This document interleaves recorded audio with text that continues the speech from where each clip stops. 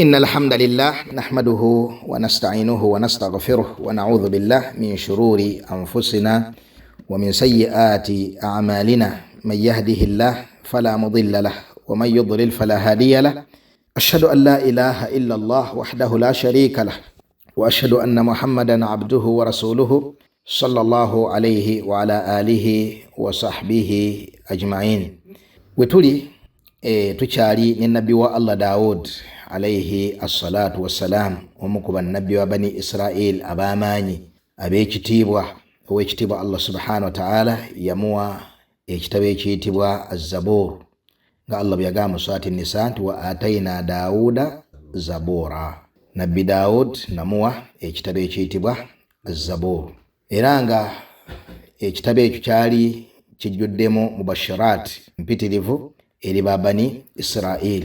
Nabbi ono tumulabye nga Allah subhanahu wa ta'ala kana qad sakhara lahu aljibala, yali yamuwa ensozi, wattayra n'ebinyonyi, nga yusabbihna bitasbihihi alayhi salatu wassalam.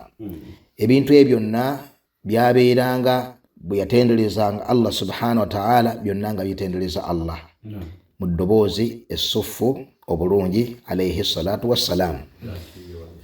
Naam, era nga bitendereza bil ashi wal ishraq. Wetubadde Seka Muhammad kokomewo ayati twakazikono katono longe tuzikooneko, oba oli awo twaleko ne surati 7 eko kyoyongera okutuwa ku nabbi wa Allah Daud alayhi assalatu wassalam, then tulabe asrul muluku eno gye tunagikomya insha Allahu ta'ala. Naam. أعوذ بالله من الشيطان الرجيم وشددنا ملكه وآتيناه الحكمة وفصل الخطاب. Mu bintu Allah subhanahu wa ta'ala byawa nabbi we ow'ekitiibwa ono Daud kwe kubeera nti shaddada mulkahu. Kitegeeza shaddada mulkahu yani ja'ala mulkahu muhaban fil ard, yali yawa obwakabaka bwe nga yabuwa hegemoni, yabuwa okutiibwa n'okufuga n'okubeera nga bwa waggulu ku bwakabaka bwonna obwabanga bwetooloddewo awo. Mu ebyo tugenda okulaba ennyo mu asru al-muluku eno, naddali abannabbi bano ababiri Daawuda ne mutabani we Sulaiman alayhi salatu wassalam, bwe kubeera nti nno baabanga bawalula abantu okubaleeta eri imaani kifuba nga tebiriimu kyeyagalire. Anti bwenjagala nsiramuke, bwenjagala kifuba oyina kubeera nga osiramuka oba seekyo nga yuqatilunahum au yuslimun, imma siramuka oba kyekyabanga mu bwakabaka bw'abannabbi bano ab'ebitiibwa, nabbi Daud alayhi salatu wassalam min nabbi Sulaiman. Washadadna mulkahu, Allah yanyweza obwakabaka bwabwe nga butiibwa okukamala obukamazi. Lwaki nedda? Nga yamuwa ebintu ebyenjawulo ebyali bitalabwangako mu balwanyi abakulembera mu bwakabaka bwonna n'amagye gonna agaali gakulembedde okubeerawo mu nsi muno, nga bwe tugenda okubira mu maaso biidhnillahi tabaraka wa taala. Washadadna mulkahu, ekyokubiri wa atainahu alhikma, Allah n'amuwa amagezi amayitirivu, wa fasla alkhitab, era nga ensonga abantu nga bakyankalanye bagendanga ewuwe n'abeeranga abalamula. Kitegereka, genda maaso. وهل أتاك نبأ الخصم إذ تصوروا المحراب. Kati mwebyo Allah subhanahu wa ta'ala yatunyumizaako mwe muli ekyafayo kino ekya abasajja ababiri, omu ne munne basoowagana ne bajja eri nabbi Daawuda abalamule, naye bakola ekigambo ekitali kya bulijjo, tasawwaru al-mihrab. Tebayita mu geeti, bawalampa kisenge, bamusanga alina waatudde, kyekyaddirira. إذ دخلوا على داود ففزع منهم. Omuganda agamba nti ekyekango tekimanya muzira. Ono Daawuda gwe tugenda okulaba era gwe tukulabyeko akatono, yali yajjula obuzira n'obuvumu n'ebisigadde byonna mu bitendo bye tutannalaba bye tugenda okulaba.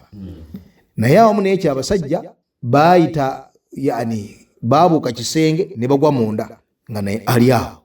Fafaza minhum, Allah ga ne yeekanga.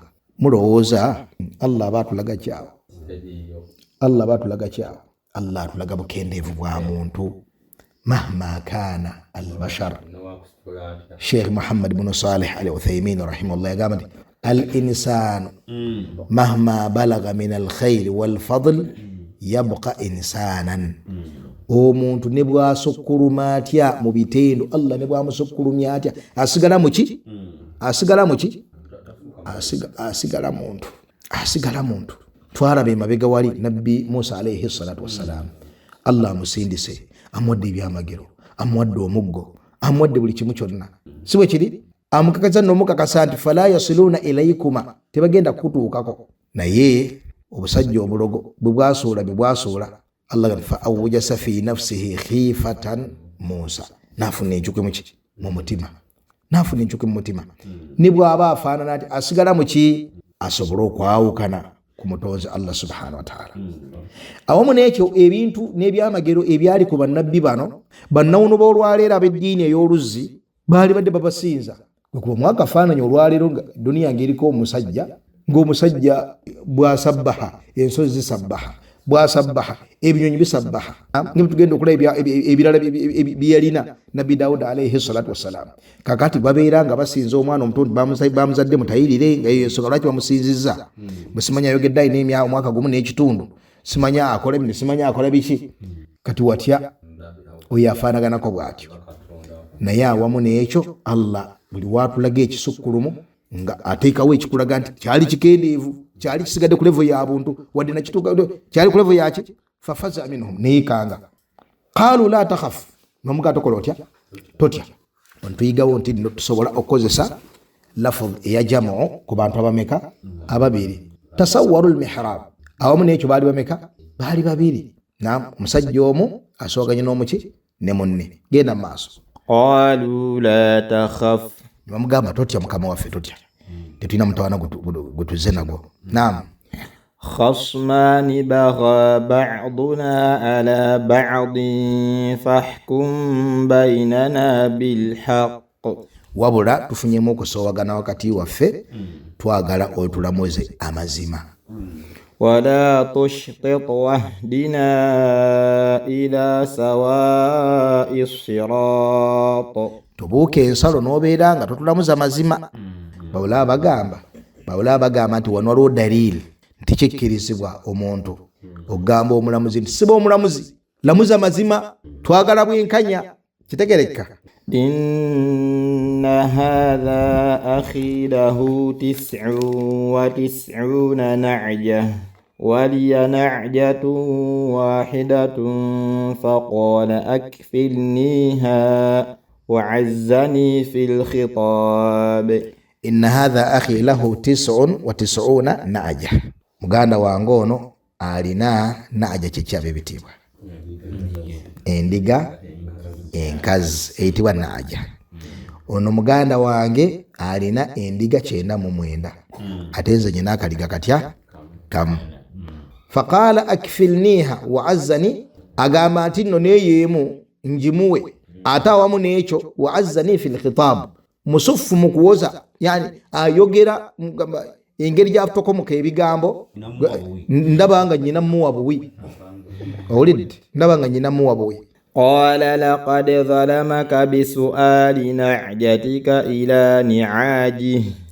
Nabbi Dawud alayhi salatu wassalam kyamusukkako kubeera nti omuntu ayinza okukola obulyazamanyi obufaanako bwe butyo.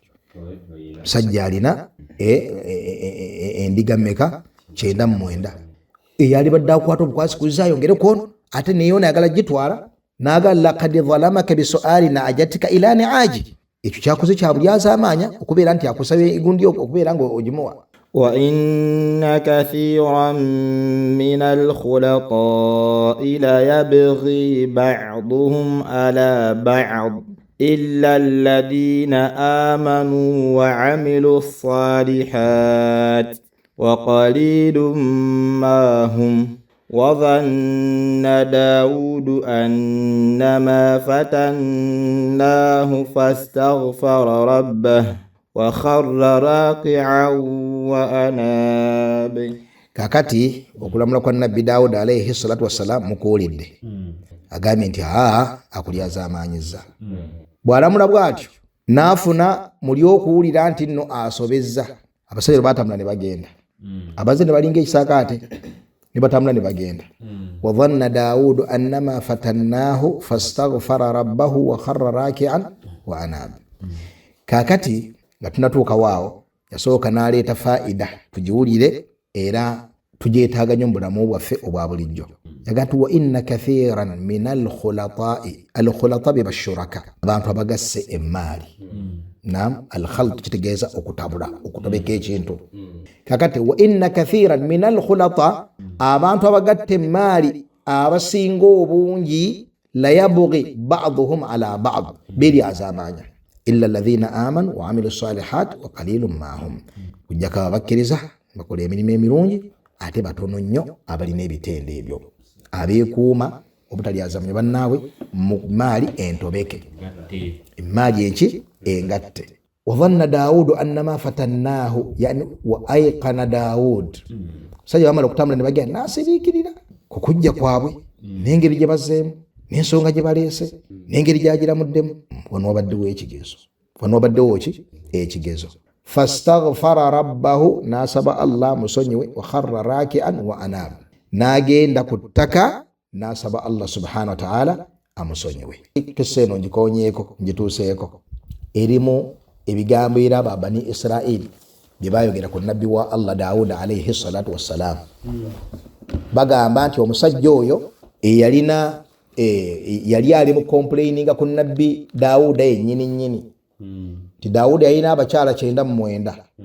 Kaakati aba atambula asanga mukyala w'omu ku bantu b'obwakabaka bwe ng'ali mu kwoza engoye, n'amwegomba.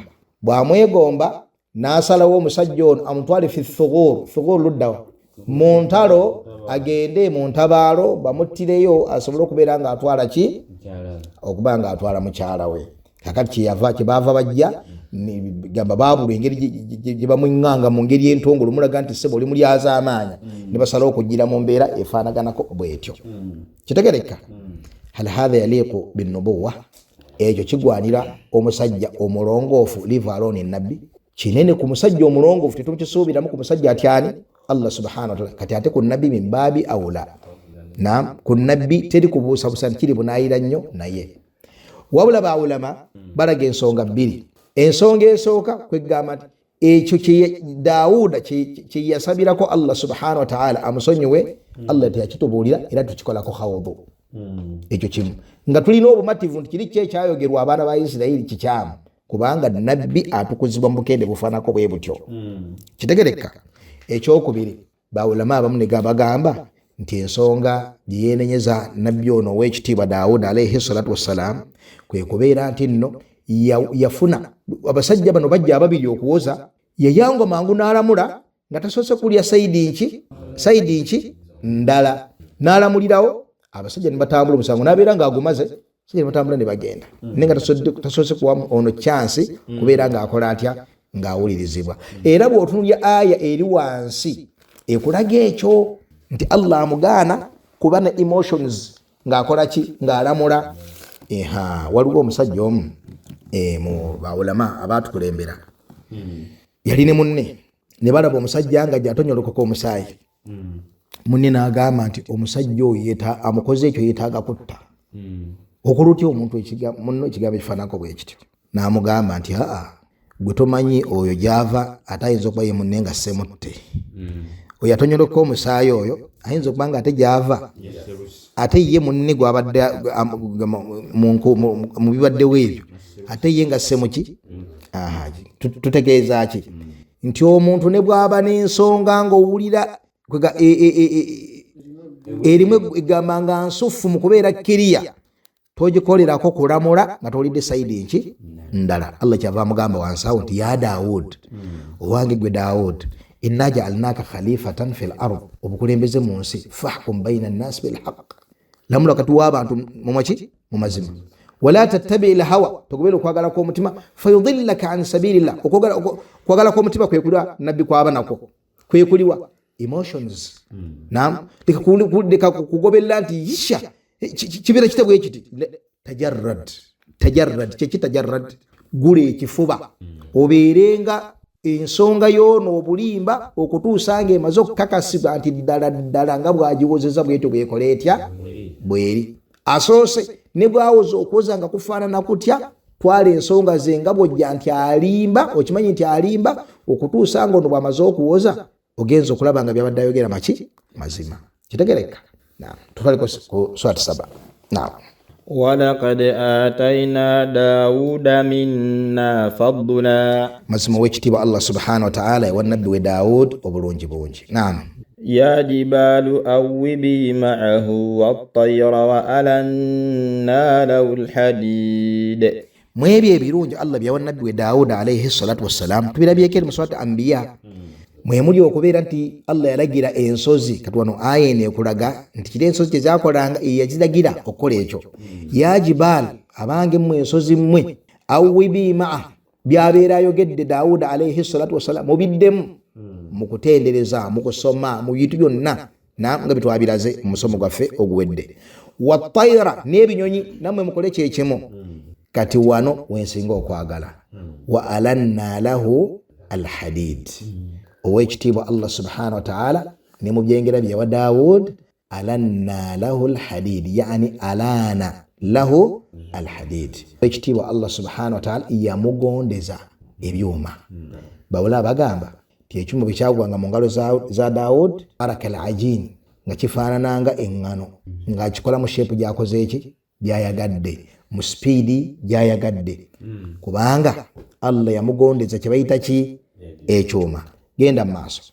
أنعمل سابغات وقدر في السرد واعملوا صالحا إني بما تعملون بصير. Kaakati wano ensi eyingiramu ekiyitibwa atturus oba ekiyitibwa adduru zenkyezo zengabo engabo mwe muli almighfar. Mighfar kyeki? Mighfar yambalwa ku ki? Atturus ziyambalwa ku biki? Ku bifuba. Alika adduru ebyo byonna babyambalanga abalwanyi abamegganyi nga byuma. Eyo nkola yadda niyatuukira kwani? Ani yagitandikawo? Allah yagisomesa ani? Allah yagisomesa nabbi Daawud alayhi salatu wassalam.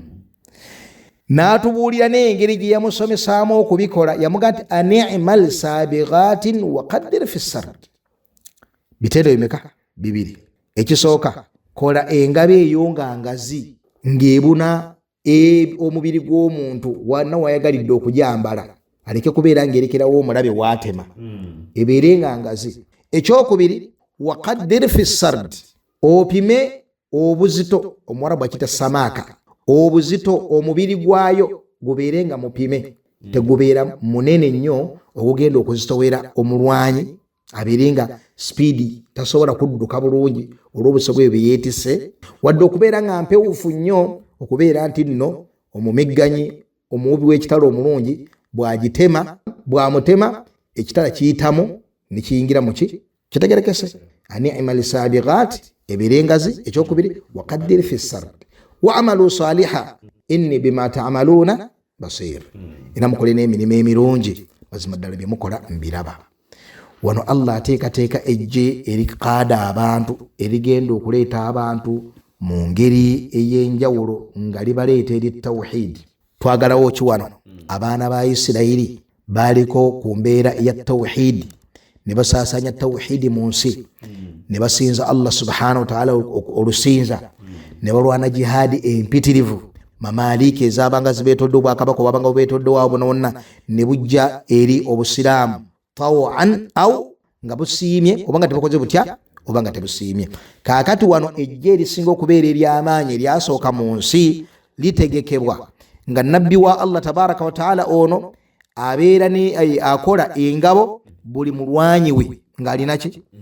Ng'alina engabo gy'ayambadde ne nkola gy'agenda ogikolamu oba gy'agikolamu ow'ekitiibwa Allah subhanahu wa taala agitulaze. Ani'mal saabighat wa qaddir fi sard wa amalu saliha inni bima ta'maluna basir. Genda maaso.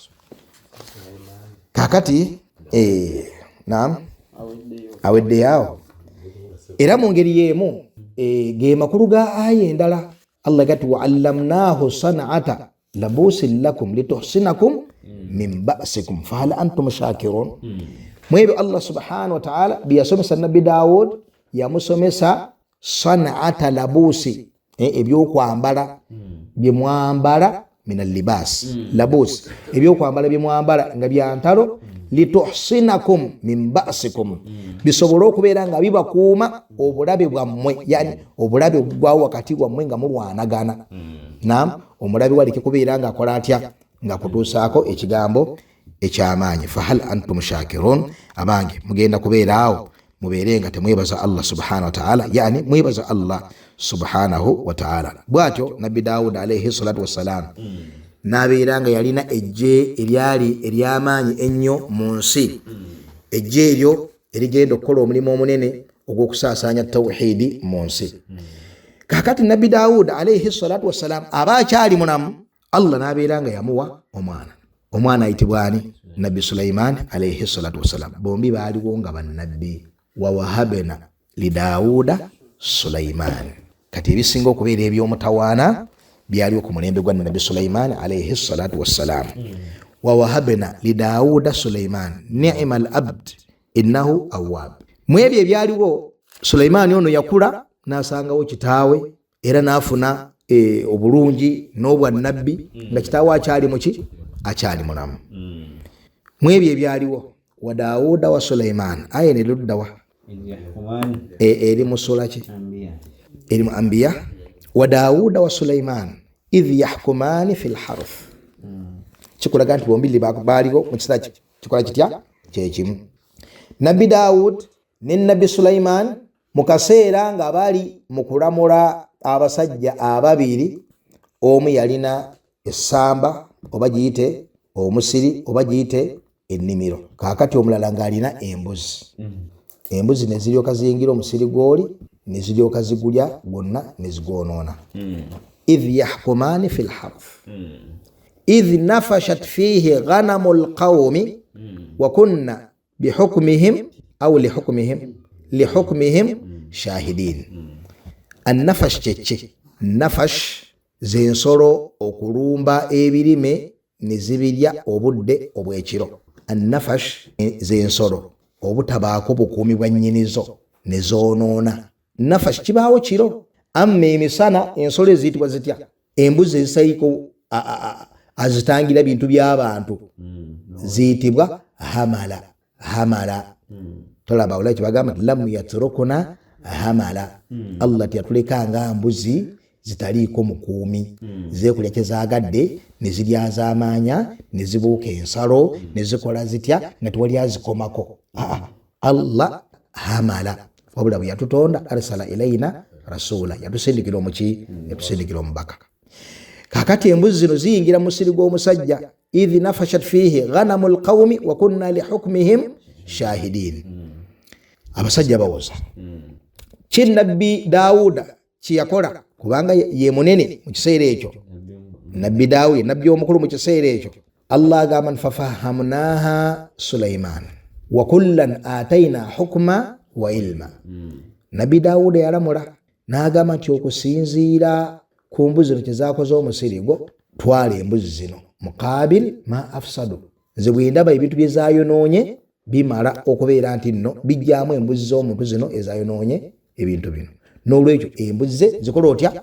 Ennamula ya Nabbi Dawudi ewulikise. Nabbi Sulaiman waali wa kunna lihukmihim shahidin, kyava amugamba nti ya abati awa ghayra dhalik, owange gwe taata olabye otya singa olamudde ekitali ekyo? N'amugamba nti kitya? N'amugamba nti omusajja ono kituufu atwale embuzi ze abeere nga aganyulwa mu mata gaazo, kubanga Abawarabu ne society z'abantu ez'enjawulo mu ebyo bye ziganyulwa mu mata. Ekitali waffe Uganda tetunywa mata ga mbuzi, naye amata ag'ekitiibwa, amata g'abantu, bal ensolo zibasinga okuba nazo ezo ezivaamu amata mu bungi zibeera mbuzi. Abeere nga yeeyambisa amata g'embuzi ezo. Kaakati omusajja ono ye embuzi zayonoonye eki? Embuzi zayonoonye ennimiro y'abandi. Kwate ennimiro eyo agizze obujja, yani agirime, agisigemu ebiki? Ebirime, amuddiza ennimiro ye, n'oli akwate embuzi azikola atya? Aziddiza omusajja. Kitegereka? ow'embuzi aziddiza ennyinizo noono addiza oli olubimbi ng'olubimbi lukoze eki ng'olubimbi lukomyewo amakulu ng'omusiri gukomyewo mu mbeera gye gwanakola gutya okubeeramu. Allah yatiikinga kyani yatiikinga kya nabbi Sulaiman alayhi salatu wassalam. Allah agamba nti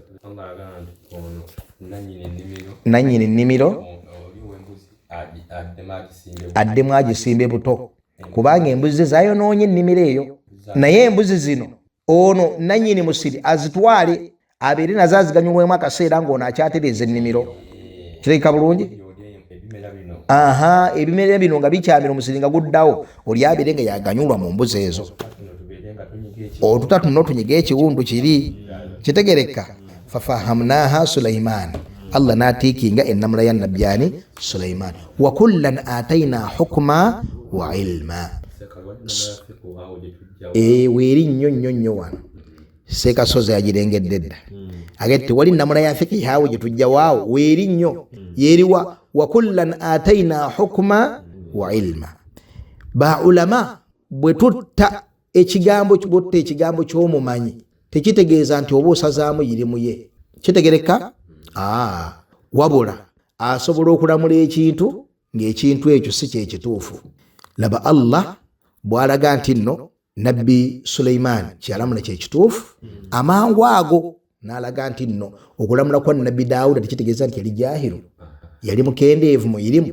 N'agati wa kullan ataina hukma wa ilma, bonna Allah yabawa obwa nabbi ne irimu empitirivu. Tegeka bulungi? N'olwekyo bw'owulira tugambye nti tubadde tusoma amasala mathalan netuga ekigambo kya Muhammad bin Salih al-Uthaymeen ku masala gano kyekisinga obutuufu, oluusi nga tussa ekigambo kya Sheikh Ibn Baz rahimahullah muli tofunamu akantu kudima onoga nti ekitegeeza Ibn Baz naye ali ki la tusobola n'okutta ekigambo nga tuli bamativu nti nno ekyoyo kye tusse oba kye twawukanyeeko ate ye muzito okusinga ekyono kye tukoze tutya kye tutte, naye ekyono kye kiwafasa eddaliil, ekyono kye kikwataganye n'obujulizi. Ekyo Allah kitusomesa wano. Shaykhul Islam Ibn Taymiyyah rahimahullah yayitiriza okuzimba qaida eyo nga kitabu ekitibwa Raf'ul Malam anil a'imma al-alam nga alaga obukulu bw'abantu okutegeera ensonga eyo ku ba ulama.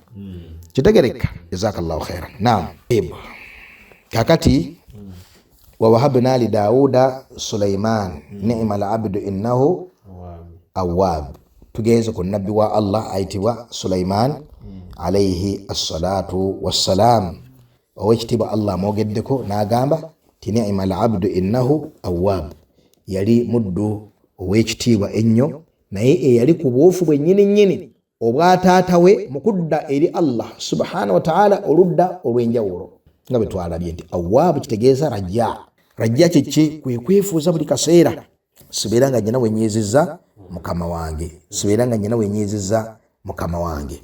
Yali mbeera ya nabbi Sulaiman alayhi assalatu wassalam. Wa wahabna li Dauda Sulaiman. Mu aya endala Allah yagamba wa waritha Sulaimanu Daud. Nabbi Sulaiman alayhi salatu wassalam nasikira nabbi ani? Nasikira nabbi Daud alayhi salatu wassalam. Kakati tugenze ku nabbi eyasinga okusitula asura al-muluk. Yali owokubiri naye Allah amugattidde emeka? Amugattidde nubuwa ne mulk. Amwadde obwa nabbi n'obwaki? N'obwa kabaka. Ye nabbi ani? Nabbi Sulaiman alayhi assalatu wassalam. Nabbi Sulaiman bwakwata obuyinza nga taata we avuddewo nga Allah bwagati wa waritha Sulaimanu Daud. Kitegeeza Sulaiman kati yaliwo nabbi Daud amaze okufa. Kitegereka?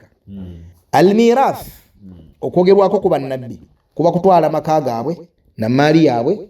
Aljawabu la. Nabbi yagamba nti inna ma'ashara al-anbiya la nurath, iffe bannabbi tetusikirwa. Kitegeeza nti okusikira kuliwo okwogerwako wano era ne nabbi Yahya Zakariya kwe yayogerako yarithuni wa yarithu min ali Yaqub. Kwali kusikira ki? Kusikira an-nubuwa, okusikira obwaki? Wa waritha Sulaimanu Daud. Nabbi Sulaiman nasikira nabbi Daud alayhi assalatu wassalam. Amakulu nagenda mu maaso ne projekiti ya kitaawe Daud alayhi assalatu wassalam ey'obwa nabbi n'obwa kabaka ne himma obumalirivu obusofu n'endasa ey'amaanyi mu kusaasaanya obusiraamu ne tawhidi mu bintu byonna ebyali byetolodde waawo, mu bitundu byonna ebyali bikoze bitya, ebyali byetolodde waawo. Tuli Baitul Maqdis. Bwe yakwata obuyinza agenda okulaba nga obuwangazi bumpi, agenda okulaba ng'omulimu mugazi, ensi ekubyeko bakabaka bamawale bayitirivu, abakafiiri bannantagambwako, bakiwaji ab'omutawaana, ebisinzibwa ebitali Allah subhanahu wa ta'ala bingi bibeetoolodde mu bwakabaka obuyitirivu, sharqan wa gharuban wa shimalan wa junuban, mu buli direction wakubyeko bakabaka n'abantu abali ku bukyamu n'obubi obuyitirivu. Kyeyava asaba Allah subhanahu wa ta'ala amuwe ekyenjawulo kyataawa nabbi yenna kyagenda okweyambisa okusaasaanya tawhidi mu nsaasaanya ey'enjawulo. Kyava agamba nti rabbi ghfirli, omulezi wange nkusaba onsonyiwe, wahabli mulka, ompa obwakabaka, la yambaghi li ahadin min ba'di, ng'obwakabaka obwo tewali yali bufuna oluvannyuma lwange, tewali yali bufuna oluvannyuma lwange. Obwakabaka obwo abukozesa eki? Asobole okwekuza nabwo mu duniya, asobole okunyigiriza nabwo abantu? La, aga nti ya Allah kadde kafunda, ate omulimu mugazi, abakaafu bayitirivu, kitange omwadde ekyengera, tulina ejje erisinga ddala okubeera ery'amaanyi ery'omutawaana. Nkusaba ya Allah obeere ng'ompa obwakabaka ate obw'enjawulo ennyo, nsobole okubeera nga nsaasaanya daawa, nkoola abantu mbaleete ery'eddiini mu ndeeta ey'enjawulo. Kitegereka? Asaba Allah edduwa eno, rabbi ghfirli wa habli mulka, nkusaba ompa obwakabaka, la yambaghi li ahadin min ba'di, nga tewali gw'olibuwa oluvannyuma lwange. Allah subhanahu wa ta'ala nayanukula edduwa eyo, kyekyaddirira wetugenda okutandikira بإذن المولى جل وعلا. وفق الله الجميع لما يحبه ويرضى والحمد لله رب العالمين.